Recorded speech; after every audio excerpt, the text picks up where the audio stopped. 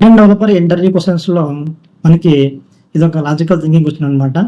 మనకి ఫర్ అని చెప్పేసి ఒక ఫర్ లూప్లో let I is equal to 1, I less than 5, I plus plus అని చెప్పేసి ఒక కండిషన్ ఇక్కడ ఇవ్వడం జరుగుతుంది. ఇది ఒక లూప్ అనమాట. ఈ లూప్లో మనకి if I triple equal to అంటే స్ట్రిక్ట్ మోడ్ అనమాట. ట్రిపుల్ ఈక్వల్ టు 3 అని చెప్పేసి ఒక కండిషన్ ఇచ్చేసి ఇఫ్ కండిషన్ ఇచ్చేసి ఇక్కడ బ్రేక్ అనే లూప్ స్టేట్మెంట్ ఇక్కడ ఇవ్వడం జరుగుతుంది. ఇచ్చేసి మనకి కన్సోల్ లాగ్ ఐని కన్సోల్ లాగ్ చేస్తే మనకి అవుట్పుట్ ఏమొస్తుంది అని చెప్పేసి ఇక్కడ అడగటం జరుగుతుంది. దీన్ని చూసినట్టయితే మనకి ఇక్కడ దీని యొక్క రిజల్ట్ చూద్దాం. ఫస్ట్ అసలు ఏం రిజల్ట్ ఏమొస్తుందో చూద్దాం. మన రిజల్ట్ అనేది ఏమొచ్చింది 1, 2 వచ్చింది.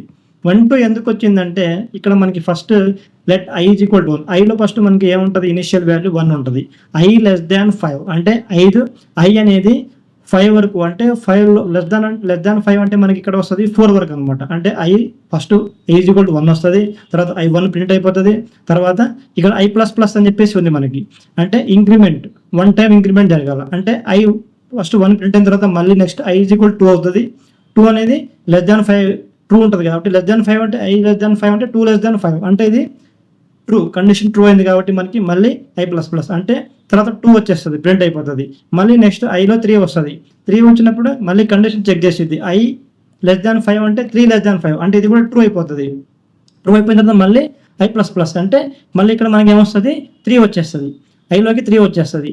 ఇప్పుడు కండిషన్ చెక్ చేస్తుంది అనమాట. ఐ ట్రిపుల్ ఈక్వల్ టు 3 అంటే ఇందాక I triple equal to first 1 వచ్చినప్పుడు 1 ట్రిపుల్ ఈక్వల్ టు 3 అంటే ఇక్కడ మనకి ఏమవుతుంది ఈక్వల్ కాదు కాబట్టి ఐని ప్రింట్ చేస్తుంది. 2 ట్రిపుల్ ఈక్వల్ టు 3 అంటే ఇక్కడ కూడా కంపేర్ కాదు, ఇది ఈక్వల్ కాదు కాబట్టి 2 ప్రింట్ చేస్తుంది. ఇక్కడ 3 వచ్చింది. 3 వచ్చినప్పుడు 3 ట్రిపుల్ ఈక్వల్ టు 3 అంటే ఇది మనకి కంపారిజన్ ఏమైంది మనకి ట్రూ అయింది. అంటే ఇక్కడ కంపారిజన్ అనేది సేమ్ ఓకే కాబట్టి ఏమైంది ఇక్కడ ఈక్వల్ అయింది కాబట్టి మనకి బ్రేక్ స్టేట్మెంట్ అనేది బ్రేక్ లూప్ స్టేట్మెంట్ అనేది ఇక్కడ పనిచేస్తుంది. పనిచేసి ఏమవుతుంది అక్కడికి మనకి బ్రేక్ అయిపోతుంది. లూప్ అనేది బ్రేక్ అయిపోయేసి మనకి బయటికి రావడం జరుగుతుంది. లూప్ అనేది బయటికి రావడం జరుగుతుంది. ప్రోగ్రామ్ అనేది కంప్లీట్ అవ్వడం జరుగుతుంది అనమాట. అప్పుడు మనకి ఏమవుతుంది మనకి 1, 2 మాత్రమే ఇక్కడ మనకి ప్రింట్ అవడం జరుగుతుంది. 1, 2 మాత్రమే ప్రింట్ అవుతుంది ఎందుకంటే ఇక్కడ బ్రేక్ స్టేట్మెంట్ వాడాం. అదే కంటిన్యూ స్టేట్మెంట్ వాడాం అనుకోండి ఇక్కడ 3 1 మీరు స్కిప్ చేసేసి మిగతా 1 2 4ని ప్రింట్ చేస్తుంది. కంటిన్యూ అయితేనేమో ఒక్కదాన్ని స్కిప్ చేసి మిగతాది ప్రింట్ చేస్తుంది.